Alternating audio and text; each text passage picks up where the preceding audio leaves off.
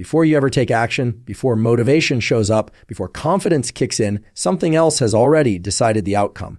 And that is the way you speak to yourself in silence. Most people think self-talk is just background noise, something emotional or motivational, but neuroscience shows it's actually a biological signal.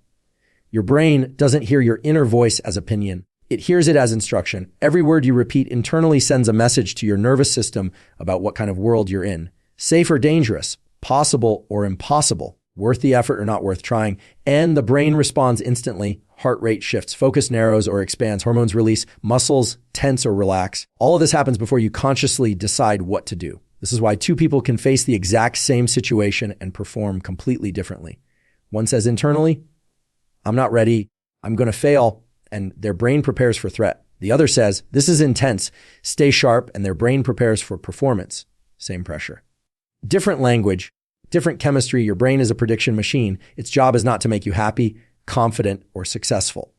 Its job is to keep you consistent with what it believes is true. And what it believes is shaped by repetition.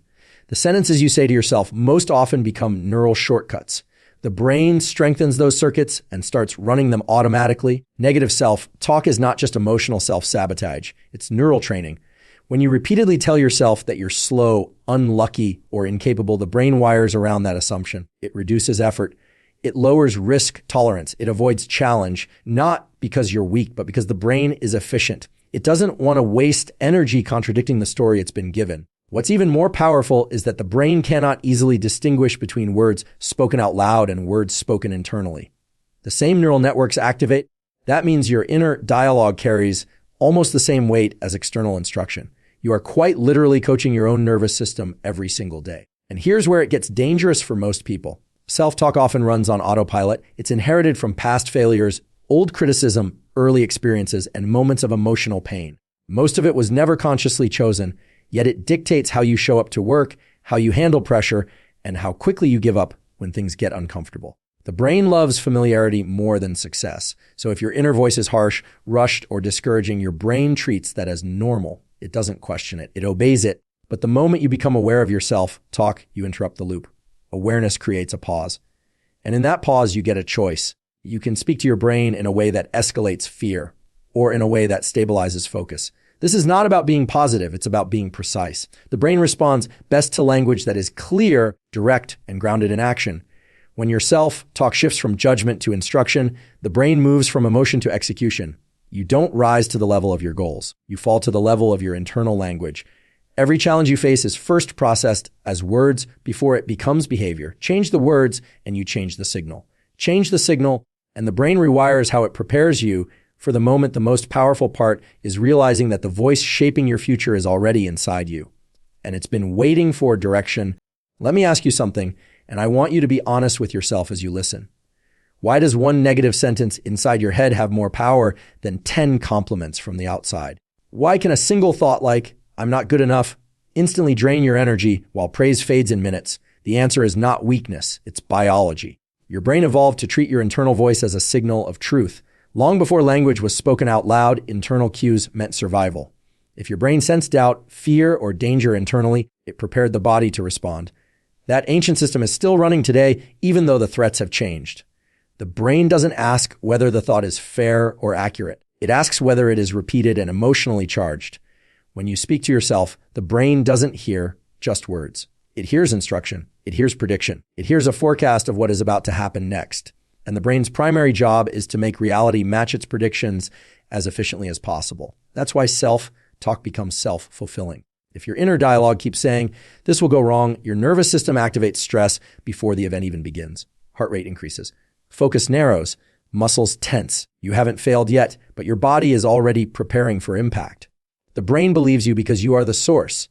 It assumes you have inside information. This is also why your brain trusts your words more than external advice. Other people can lie. Other people can be wrong. But your internal voice is processed as coming from the control center. The brain doesn't separate the speaker from the listener. You are both. That creates authority. There's another layer to this. The brain is an efficiency machine. It looks for patterns and repeats them to save energy. The more often you say something to yourself, the less effort it takes for the brain to accept it as truth. Over time, repetition replaces evaluation. The thought no longer feels like an opinion, it feels like a fact. This is where many people get trapped. They assume their self-talk reflects reality, when in truth, it's just a rehearsed script. A script written during moments of stress, failure, or emotional overload, then replayed so many times that the brain stopped questioning it. Emotion strengthens this process. When a sentence is spoken internally during a high emotion moment, the brain tags it as important. The amygdala lights up. Memory consolidates faster. That one sentence becomes a shortcut the brain uses in future situations. The next time something similar happens, the brain pulls out the same line automatically. That's why changing self-talk feels uncomfortable at first.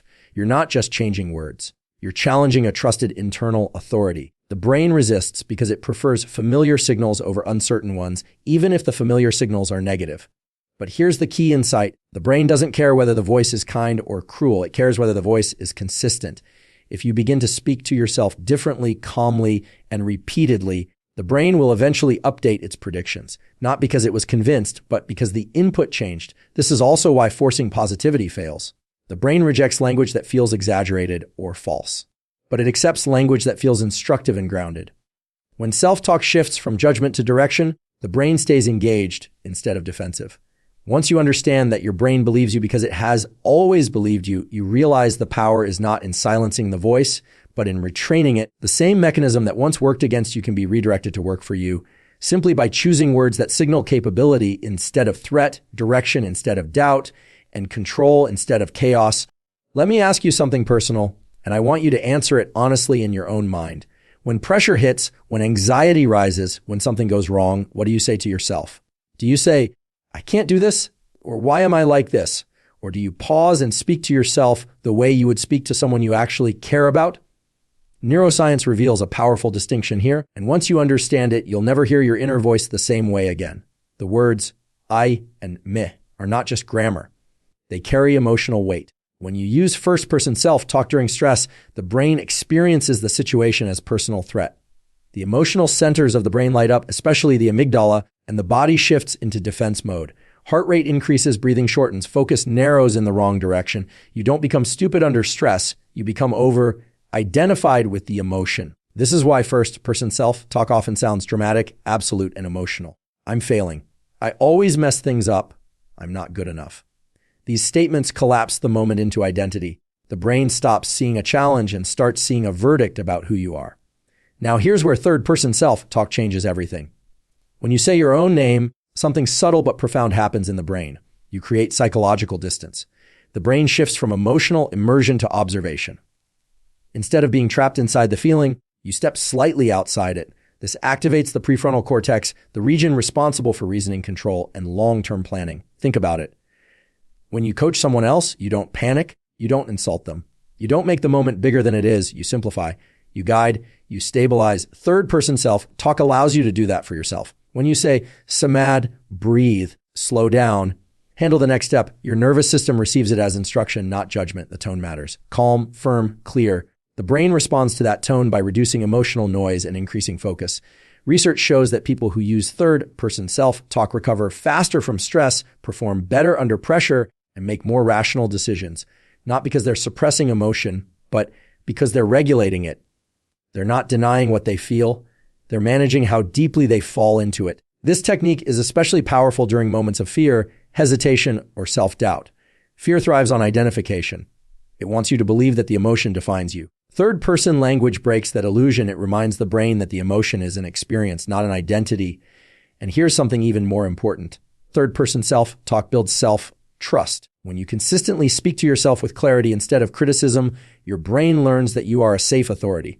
Over time, your nervous system stops overreacting because it expects guidance, not attack. This is why discipline becomes easier. You're no longer fighting yourself. You're leading yourself. At first, it may feel strange to say your own name. That's normal. Anything that disrupts old neural patterns feel unfamiliar. But familiarity is not truth. Familiarity is just repetition. And repetition is something you control. Every time you choose third-person self-talk in a difficult moment, you're teaching your brain a new response pattern. You're rewiring how you handle stress, pressure, and uncertainty. The emotional charge decreases. The clarity increases. The moment feels manageable instead of overwhelming. Over time, this shift changes how you see yourself. You stop being someone who reacts and become someone who responds. You stop drowning in emotion and start navigating it. And the most powerful part is this: when you speak to yourself the way a calm, confident guide would, your brain begins to expect that version of you to show up again and again. Let's talk about stress, because most people think stress comes from life, from pressure, from problems, from deadlines, expectations, or fear of failure. But neuroscience tells us something very different. Stress does not come from what happens to you. Stress comes from how your brain interprets what happens to you, and that interpretation is built almost entirely out of language. The words you use inside your mind decide whether your nervous system prepares for survival or for performance. The moment something challenging appears, your brain asks a silent question: is this a threat or a challenge? And your self-talk answers that question instantly. If your internal voice says, "This is too much," the body tightens, breathing becomes shallow, heart rate increases, cortisol floods the system, your brain shifts into protection mode, creativity shuts down, memory narrows. You don't think clearly, you react. But change the language and you change the chemistry. When the same moment is labeled as, "This is demanding, but I can handle it," the nervous system responds differently. The body still feels activation, but now it's controlled. Focus sharpens instead of collapsing. This is not positive thinking. This is accurate labeling. And accurate labeling keeps the brain out of panic. Fear works the same way. Fear is not the presence of danger. It's the story about danger. The brain uses words to predict pain before it happens. When your self-talk catastrophizes, the brain rehearses failure in advance. That rehearsal feels real to the nervous system. Muscles tense, vision narrows. The brain prioritizes escape over execution. But when self-talk becomes instructional instead of emotional, fear loses its grip. Think about how you speak to yourself before a difficult conversation, a big decision, or a risky step forward. If the language is vague and negative, confidence disappears. But if the language becomes specific and calm, confidence emerges naturally. Confidence is not a personality trait. It's a physiological state created by clarity. Your brain feels safest when it knows what to do next. That's why language matters so much under pressure. Words like always, never, I can't, and what if everything goes wrong signal uncertainty and danger. The brain hears those words and prepares for collapse. But words like focus, slow down, hone step, and handle this moment give the brain direction. Direction reduces fear. Direction builds confidence. This is why elite performers don't eliminate stress. They reframe it. Their self-talk doesn't say, "I'm nervous." It says, "I'm activated." That single word change tells the brain this energy is useful. The body still feels intensity, but now it's fuel instead of fear. Language also determines how long stress stays in your system.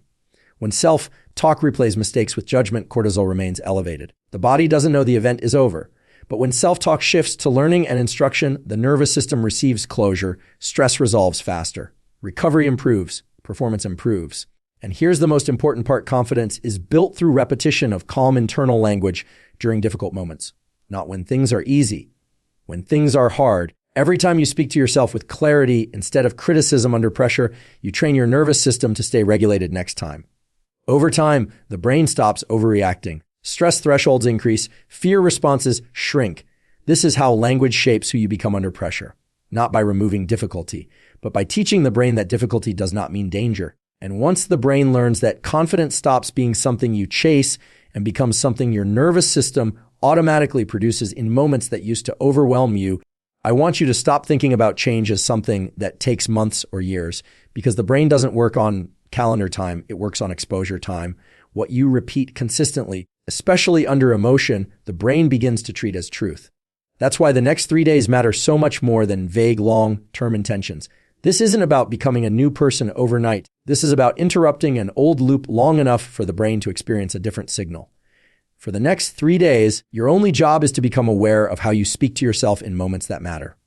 Not when everything is calm, but when you feel pressure, hesitation, stress, or self-doubt. Those moments are where the brain is most plastic. That's when neural pathways are easiest to reshape. The mistake most people make is trying to control self-talk when they're already relaxed. Change doesn't lock in there. It locks in when the nervous system is activated. The first shift in this 3-day protocol is removing identity-based language. The brain takes identity statements as permanent. When you say, "I am bad at this," your nervous system treats that as a fixed rule and stops exploring alternatives. Instead, you replace identity with process. You don't deny the difficulty. You redirect the meaning. You say, "This feels uncomfortable because I'm learning," or "This is a moment of resistance, not a definition of me." That single adjustment keeps the brain in adaptation mode instead of shutdown. The second shift is moving from emotional commentary to instruction. Most self-talk is just narration. It describes how you feel without guiding what to do next. The brain doesn't need commentary, it needs direction. During these 3 days, every time you catch yourself spiraling, you convert the thought into a command. Short, clear, and actionable. Breathe, slow down. Focus on the next step. The simplicity is important because under stress, the brain can't process complexity. Clear language equals calm signals. Now here's where the protocol becomes powerful. When you're under pressure, you stop using I and you start using your name. Neuroscience shows that this creates distance between emotion and decision making. It's the difference between being inside the storm and observing it. When you say your name, you activate the part of the brain that regulates behavior instead of the part that reacts emotionally. It might feel strange at first, but that's how you know it's working.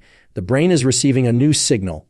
Over these 3 days, you don't aim for positivity, you aim for accuracy. You don't say, everything is fine when it isn't. You say, this is challenging and I can handle one step at a time. Accuracy builds trust with the nervous system. When the brain trusts your words, it follows them. Each time you repeat this process, the brain records it. It doesn't forget. It starts expecting this version of you, the version that pauses instead of panics, the version that instructs instead of insults. By the end of the 3rd day, the shift isn't dramatic, but it's noticeable. The internal noise lowers. Reactions slow down. You feel more in control, not because life changed, but because your internal guidance did. And that's the point of this protocol. It's not about perfection. It's about proof. Proof that the voice in your head is not fixed. Proof that language can regulate emotion. Proof that you can train your mind in real time, in real situations, using nothing but deliberate words and attention. Once the brain experiences this even briefly, it becomes easier to repeat, easier to trust, and easier to build on because the mind always moves toward the pattern that feels most stable and familiar. Right now, pause for a moment and really listen to the voice inside your head. Not later, not tomorrow, right now. Because that voice is not just commenting on your life, it is actively shaping the person you are becoming. Your brain is not waiting for proof, motivation, or confidence. It is listening for instructions. And the instructions it hears most often are the ones you give yourself in silence. Your identity is not something you discover. It is something your nervous system memorizes. Every repeated sentence becomes a signal. Every signal becomes a pattern. And every pattern eventually becomes a rule your brain follows automatically. This is why long-term change feels impossible for so many people. They try to act like a new person while still speaking to themselves like the old one. The brain senses the mismatch and pulls them back, not because they are weak, but because the brain prioritizes consistency over progress. Self-talk is the bridge between who you are now and who you become next.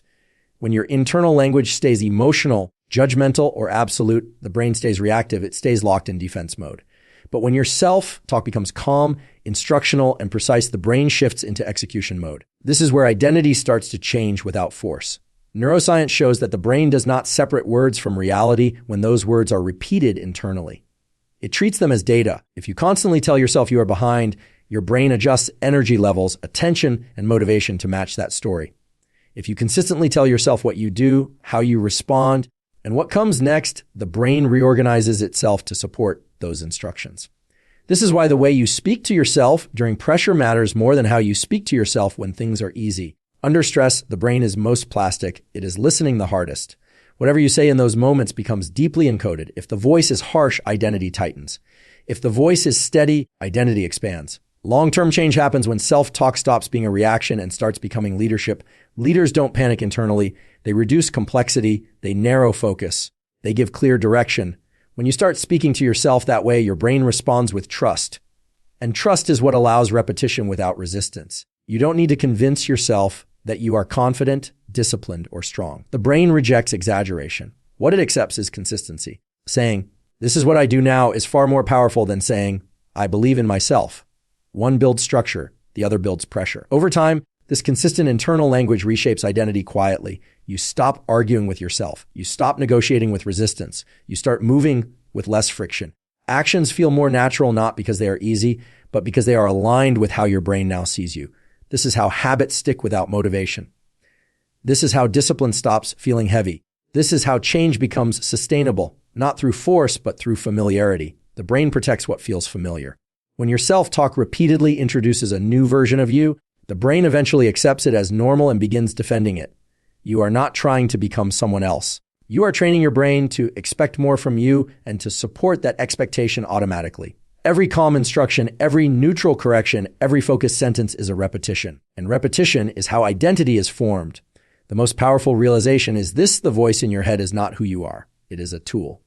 And the moment you start using it deliberately, your brain stops working against you and starts working with you, because the version of you that lasts is not built by emotion, motivation, or willpower, but by the quiet, consistent language you repeat when no one is listening. ChatGPT can make mistakes. Check important info. Now you understand that the most powerful force shaping your mind is not your environment, your past, or even your circumstances. It is the language you repeat inside your own head. Self-talk is not harmless noise. It is neural instruction. It tells your brain what to expect, how to prepare, and who you are allowed to become. You don't need to wait for confidence to speak differently to yourself. You don't need motivation to start giving your brain better instructions. Change begins the moment you become intentional with your words. Every calm direction you give yourself trains your nervous system to respond with focus instead of fear. Every shift from judgment to instruction strengthens the part of your brain responsible for control and discipline. For the next 3 days, treat yourself, talk like training, not emotion. Speak with clarity. Speak with authority. Speak as someone guiding a mind that is listening closely. You may not feel different immediately, but your brain will be recording every repetition. And repetition is how wiring changes. Remember this: you are not your thoughts, but you are responsible for which ones you repeat. The voice inside your head can either keep you trapped in old patterns or lead you into a stronger, calmer, more focused version of yourself. The choice is made in small moments, in quiet sentences, in the way you speak to yourself when no one else can hear. If you commit to changing that voice, even for 3 days, you give your brain a new set of instructions. And once the brain learns a new pattern, it doesn't forget it. This is not about becoming perfect. It's about becoming deliberate, because the mind you're trying to build is always listening. And now you know exactly what to say